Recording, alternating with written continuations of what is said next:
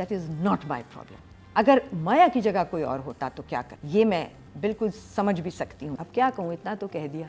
सिर्फ राइटर का कसूर अगर होता तो फिर इस मुल्क नहीं, में उनको अगर एक स्क्रिप्ट मिला है उस तरह नहीं, से। सुनो, अगर सिर्फ राइटर को दे सकते ना जिम्मेदारी, या सिर्फ डायरेक्टर को दे सकते एक कैरेक्टर को बनाने की, तो पाकिस्तान में, दुनिया में कहीं ऐसा नहीं है। पाकिस्तान में एक्टर्स बहुत बड़े हैं।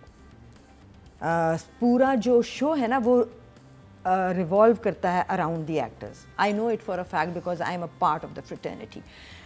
एक्टर्स जो हैं उनकी से होती है कि वो इसके साथ काम करेंगे, उसके नहीं करेंगे। एक्टर्स बहुत पावरफुल हैं। क्यों हैं? इसलिए हैं क्योंकि उन्होंने अपने ऊपर जिम्मेदारी लेके और डिलीवर करके और अपने आप को बड़ा कर लिया ओवर स्पैन ऑफ 20-30 ईयर्स।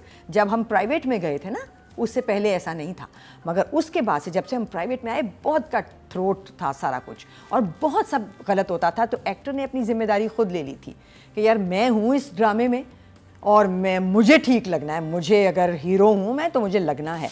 सो वो एक्टर हो गया इस मुल्क में बहुत बड़ा। हमारे एक्टर जब बाहर के लोगों के साथ, एक ज़माने में को प्रोडक्शंस हुआ करती थी, हम इंडिया के साथ करते थे, तो जब हमारा एक्टर वहाँ जाता था ना तो उनका एक्टर कहता था आप लोग तो बड़े पैम्पर्ड हैं। उनको तो 6 बजे की कॉल होती थी, वो 6 बजे आ जाते थे, सारा दिन बैठे रहते थे, जो डायरेक्टर कहता था, जो करने को कोई कहता था, हमारा एक्टर डिक्टेट कराता था। ऐसे नहीं है कि कोई बहुत ही हम स्नूटी लोग थे।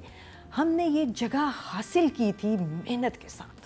आज भी अगर मैं बार बार यही 2-3-4 मिसालें आपको देती हूँ, कभी साहब किसी सीन में खड़े हो जाते हैं तो सीन बन जाता है, लिखा हुआ कैसा भी हो। नुमान एजाज अगर खड़े हो जाते हैं, फीमेल एक्टर्स में सो मैनी नेम्स, उज़मा गिलानी से लेके आज तक के एक्टर्स में भी। तो सिर्फ हम जिम्मेदारी डायरेक्टर पे या बुरे स्क्रिप्ट पे डाल के और एक्टर को बरी और ज़िम्मा नहीं करार दे सकते। ये मैं बार बार कहूँगी आपसे। जब भी किसी एक्टर का फ़ैन भी उसको डिफेंड करने की कोशिश करेगा कि देखें ये राइटर के ज़िम्मे उसमें जाती है, मैं कहूँगी आप किसी नए एक्टर के लिए मुझे अगर ये बात करते देखें तो मैं माया क्या करती है अगर आप इस पे कसूरवार? Not my problem, that is not my problem. अगर माया की जगह कोई और होता तो क्या करता, ये मैं बिल्कुल समझ भी सकती हूँ। और तो क्या करता अगर माया की जगह? मैं क्यों बताऊँ, मैं क्यों बताऊँ? नहीं, अगर आप 20 साल से इस फील्ड में हैं, आपको स्क्रिप्ट पढ़ के ये समझ नहीं आया कि ये लड़की जो है ये कितनी इंसेन है, ये कैरेक्टर जो है ये समझ नहीं आ रहा, ये हीरोइन नहीं लग रही, तो आप ना करती, बस यही करती, शायद ना करती।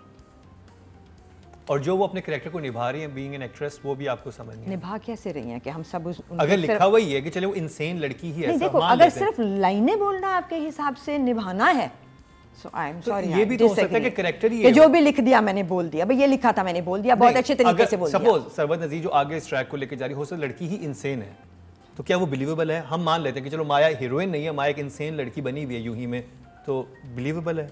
देखो मैं अभी 11 एपिसोड्स कर रही हूँ रिव्यू, है ना, यहाँ तक ना वो लड़की बिलीवेबल है, ना माया के इस ड्रामे को करने की कोई जस्टिफिकेशन है। Why she doing it? Because she is getting all the batching. पहले दिन से टेररिस्ट से शुरू हुई है।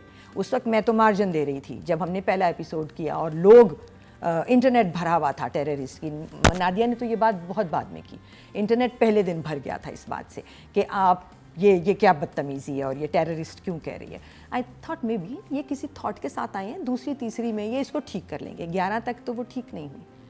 सो जो पढ़ चुका है स्क्रिप्ट, जिम्मेदारी तो उसी की बनती है। ओके, 2 नंबर माया के लिए।